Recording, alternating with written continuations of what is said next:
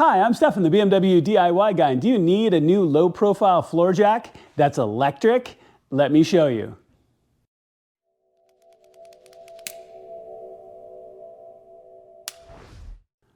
All right, y'all, so let's talk about this project a little bit and the setup of this brand new RoadTech electric floor jack.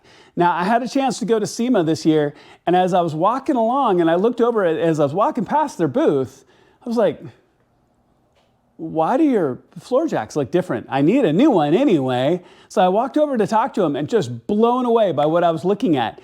A fully powered electric floor jack, no pump at all. You no longer have to pump. Can you? Yes. Do you have to? No, which is absolutely amazing. So you can be in scenarios where you can't get the handle to move or you don't have space on a big long handle on a low profile floor jack to pump.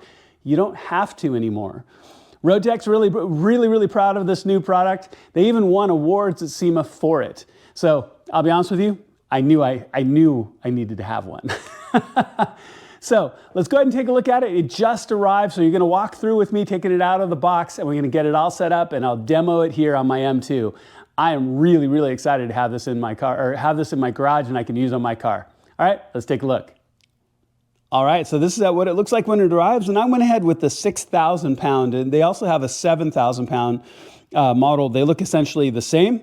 So let's get this going, and this literally is just straight off the truck. So this is what it's gonna look like when it arrives. All packed really well. You can see we've got our wheels, everything set up here. We've got some instructions which we're gonna take a look at. So let me pull all of these pieces out.